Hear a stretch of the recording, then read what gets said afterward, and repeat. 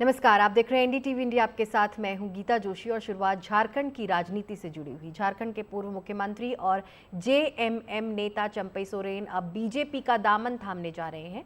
वो 30 अगस्त को बीजेपी में शामिल होंगे। देर रात उन्होंने गृह मंत्री अमित शाह से मुलाकात की।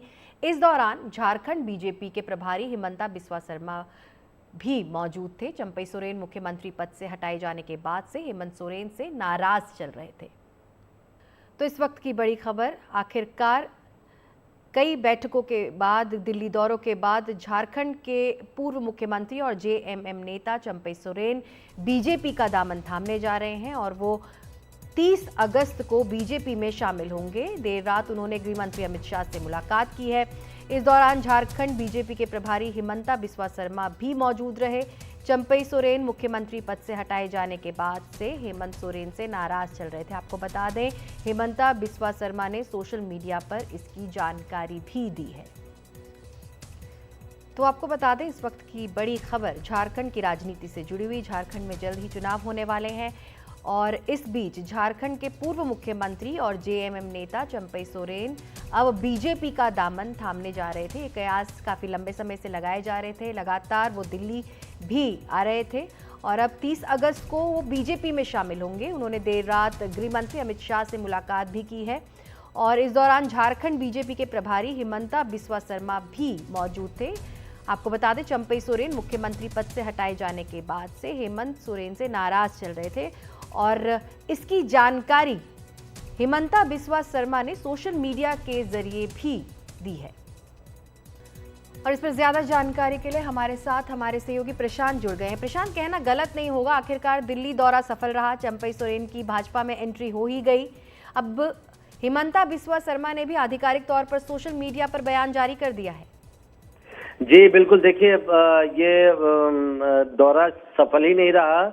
बीजेपी के लिए भी ये बड़ी बात है, क्योंकि जो कयास लग रहे थे कि चंपई सोरेन अपनी पार्टी बनाएंगे या बीजेपी में शामिल होंगे, क्योंकि 3-4 दिनों पहले चंपई सोरेन ने इस बात का ऐलान किया था कि पार्टी बनाना भी उनके लिए विकल्प खुला हुआ। तो अब लेकिन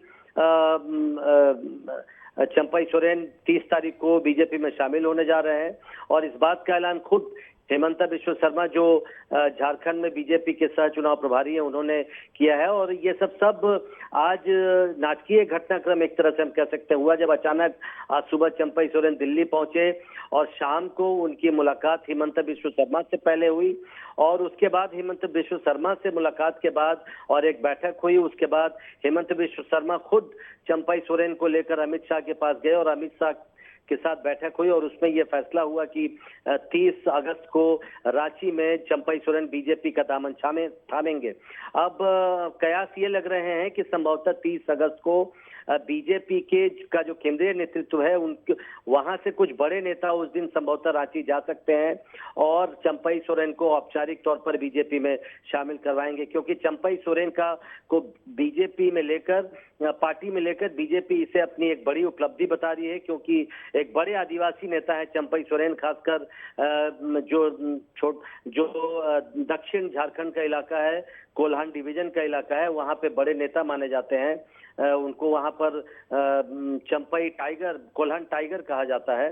तो 30 अगस्त को उम्मीद है कि रांची में एक बड़ा समारोह होगा, कुछ नेता दिल्ली से भी जाएंगे और फिर चंपई सोरेन को औपचारिक तौर पर बीजेपी में शामिल करवाया जाएगा। और सूचना ये भी मिल रही है कि चूंकि चंपई सोरेन अभी भी झारखंड सरकार में मंत्री हैं, वो जेएमएम के ही सदस्य हैं, लिहाजा परसों यानी 28 तारीख को संभावना है कि वो दोनों पदों से त्यागपत्र देंगे, अपने मंत्री पद से भी त्यागपत्र देंगे और झारखंड मुक्ति मोर्चा की सदस्यता से भी त्यागपत्र दे देंगे। तो पिछले एक हफ्ते से जो कवायद चल रही थी उसका पटक्षेप हो गया है और अब ये तय हो गया है कि 30 अगस्त को चंपई सोरेन बीजेपी में शामिल होंगे।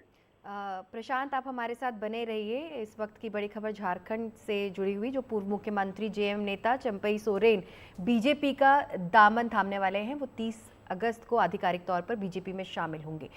कांग्रेस ने जम्मू कश्मीर के लिए उम्मीदवारों की अपनी पहली सूची जारी कर दी है। कांग्रेस 32 सीटों पर चुनाव लड़ रही है और पहली सूची में 9 उम्मीदवारों के नाम की घोषणा कर दी गई है।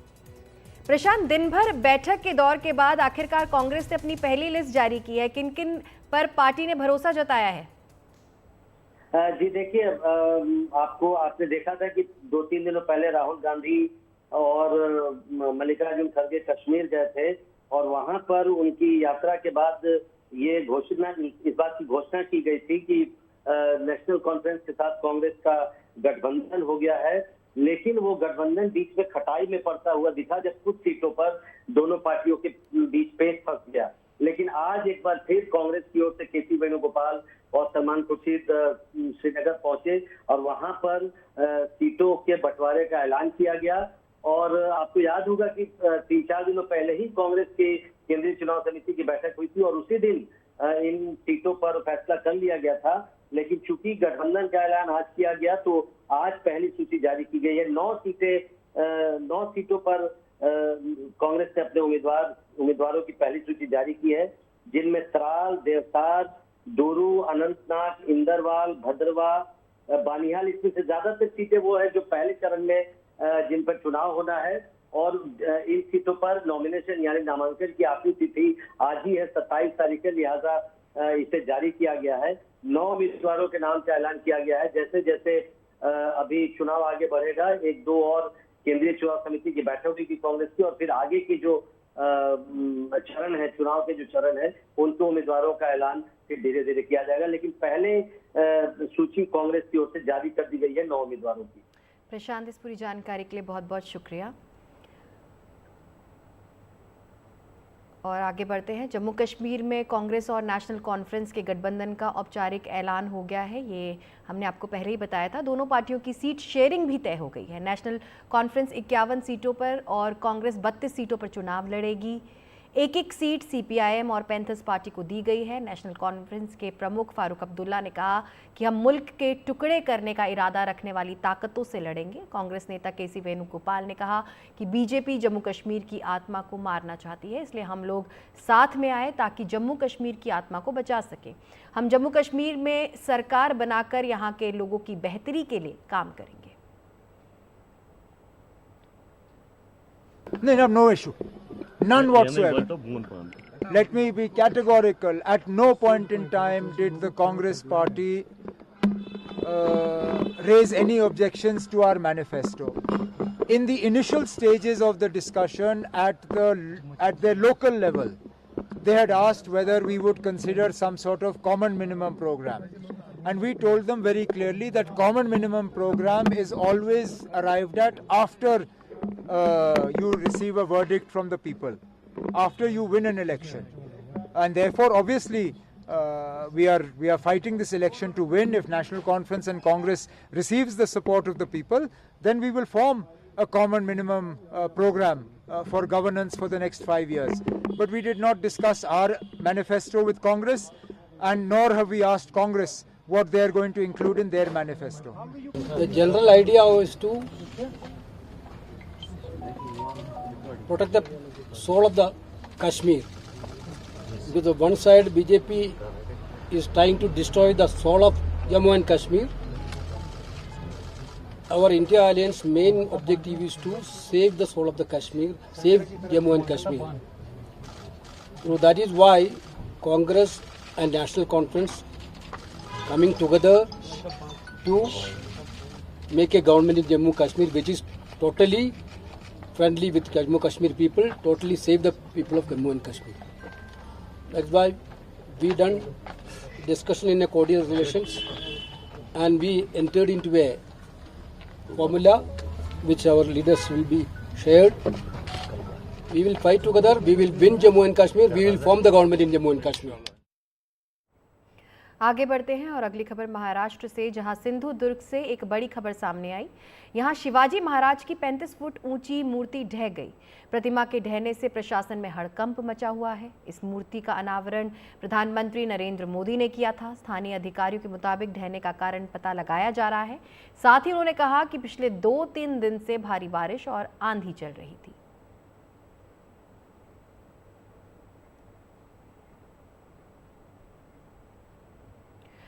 कोलकाता में एक मेडिकल छात्रा के रेप और हत्या के मामले की तहकीकात जारी है। नए नए सबूत सामने आ रहे हैं। ऐसा ही एक सबूत एक नया वीडियो के तौर पर सामने आया है, जिसमें आरजीकर मेडिकल कॉलेज के सेमिनार हॉल के अंदर भीड़ दिखाई दे रही है। इससे सीबीआई के इस दावे की पुष्टि होती है कि सीन ऑफ क्राइम यानी मौकाए वारदात को सुरक्षित नहीं रखा गया।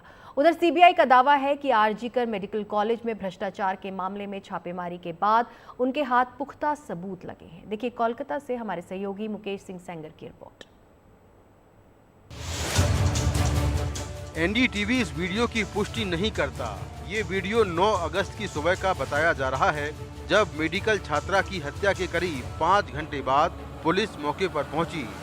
वीडियो में लाल शर्ट में आरजीकर कॉलेज के पूर्व प्रिंसिपल संदीप घोष भी दिख रहे हैं और सेमिनार हॉल के अंदर भीड़ ज्यादा दिख रही है, जिससे सीबीआई के इस दावे की पुष्टि होती है कि क्राइम सीन को सुरक्षित नहीं रखा गया और उन्हें मौके से काफी ज्यादा फुटप्रिंट मिले।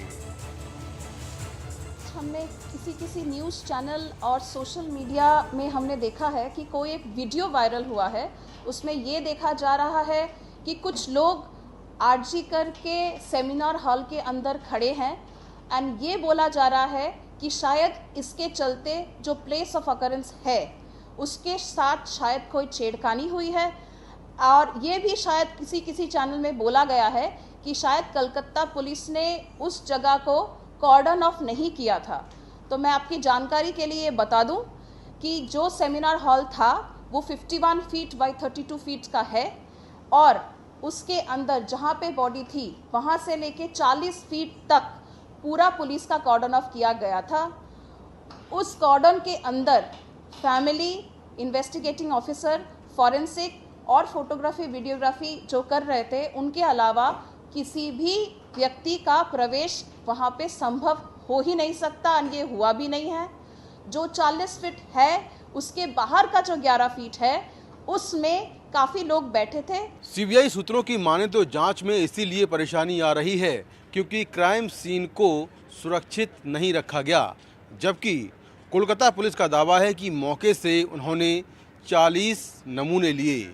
लेकिन अगर वीडियो फुटेज को देखें तो उसमें क्राइम सीन के पास में कई सारे लोग वहां पर घूम रहे हैं, जिन लोगों की वहां पर ज़रूरत नहीं है। सवाल ये है कि ऐसे में क्या सीबीआई जो सबूत चाहती है क्या वो मिल पाएंगे? संदीप घोष 10वें दिन भी सीबीआई दफ्तर पहुंचे और उनका दूसरे राउंड का पॉलीग्राफी टेस्ट कराया गया। उनसे क्राइम सीन को सुरक्षित न रखने, घर वालों और पुलिस को देर से जानकारी देने, आत्महत्या का मामला बताने और लड़की का शव घर वालों को देर से दिखाने के कारण पूछे गए। इसके अलावा कोलकाता पुलिस के कई अधिकारियों और आरजीकर मेडिकल कॉलेज के कई स्टाफ के लोगों से पूछताछ हुई। मुझे उनसे बात करने दीजिए, फिर मैं इस बारे में कुछ कह पाऊंगा। सीबीआई की पूछताछ में आरोपी संजय के दोस्त सौरभ ने बताया कि वो अपने भाई की सर्जरी कराने के लिए 8 अगस्त को दोपहर 1:30 बजे अस्पताल गया था। उसके दोस्त संजय राय ने डॉक्टरों से बात कर उसके भाई को भर्ती कराया। फिर रात 11:30 बजे के बाद संजय और सौरभ अस्पताल से निकले। फिर चेतला इलाके में इन दोनों ने शराब पी। फिर दोनों रेड लाइट एरिया सोनागाछी गए। फिर रात करीब 3:30 बजे दोनों वापस अस्पताल पहुंचे। सौरभ ने संजय को सोने के लिए 4थी बटालियन चलने के लिए कहा। संजय ने जाने से मना किया और फिर झगड़े के बाद सौरभ अकेला चला गया। इसके बाद अगले दिन दोपहर में सौरभ को संजय मिला। सौरभ के मुताबिक संजय काफी खुश था।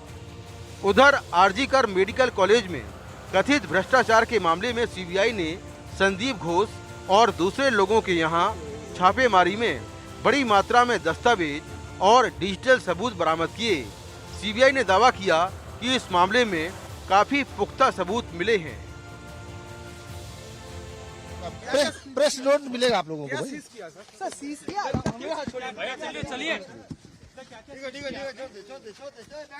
काम करेंगे, बाद में बता दीजिएगा सब आपको। बहुत कुछ है बस।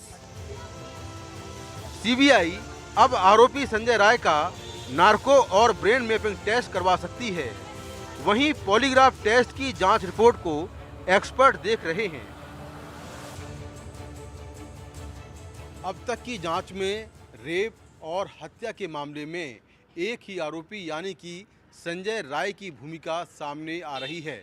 हालांकि सीबीआई इस थ्योरी पर भी काम कर रही है कि क्या वारदात में एक से ज़्यादा आरोपी शामिल थे और क्या इसके पीछे कोई कॉन्स्पिरेसी है।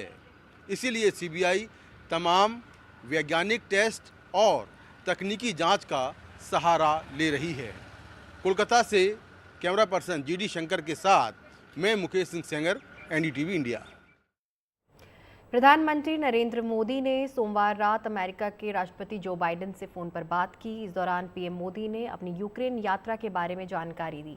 बातचीत के दौरान पीएम मोदी ने यूक्रेन में शांति और स्थिरता के लिए भारत के पूर्ण समर्थन को दोहराया।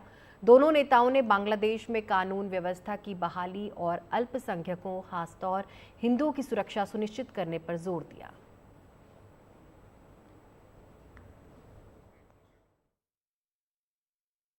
बिल्कुल, जो बाइडेन का कॉल आया था पीएम मोदी को, जो विदेश मंत्रालय की तरफ से बयान जारी किया गया है, उसमें विस्तार से बताया गया है कि अमेरिकी राष्ट्रपति जो बाइडेन ने प्रधानमंत्री को फोन किया। आपको याद होगा, अभी 2 दिन पहले ही प्रधानमंत्री वहां से यूक्रेन से वापस लौटे हैं अपने ऐतिहासिक दौरे के बाद। तो ये जो बातचीत हुई है जो बाइडेन और पीएम मोदी के बीच, उसमें कई मुद्दों पर बात हुई। यहाँ पर यूक्रेन के बारे में बात हुई। पीएम ने कहा कि भारत जो है डायलॉग के पक्ष में है, बातचीत के जरिए मामला सुलझाने के पक्ष में है और शांति प्रक्रिया में हर समर्थन वो देता है। एक और जो अहम बात हुई वो ठीक भारत के पड़ोस के बारे में बात हुई। जो माइनॉरिटीज जो है, अल्पसंख्यक वहां पर हैं, खासकर हिंदू जो वहां पर है, उनकी सुरक्षा को लेकर अपनी चिंता जताई और दोनों को ही ये चिंता है, ऐसी जानकारी इस बयान में जो विदेश मंत्रालय की तरफ से आई है उसमें कहा गया है। पीएम ने इस बात की भी तारीफ की कि भारत और अमेरिका के जो स्ट्रैटेजिक रणनीतिक रिश्ते हैं उसको लेकर अमेरिका की प्रतिबद्धता कितनी ज्यादा है और क्वाड को लेकर भी, 4 देशों का जो ये क्वाड है उसको लेकर भी बात हुई है। तो कुल मिलाकर हर मुद्दे पर बात हुई है, चाहे वो क्षेत्रीय मुद्दा हो या फिर अंतरराष्ट्रीय मुद्दा हो, हर एक पर पीएम की बात हुई और ये कॉल खुद जो बाइडेन ने किया था प्रधानमंत्री मोदी को।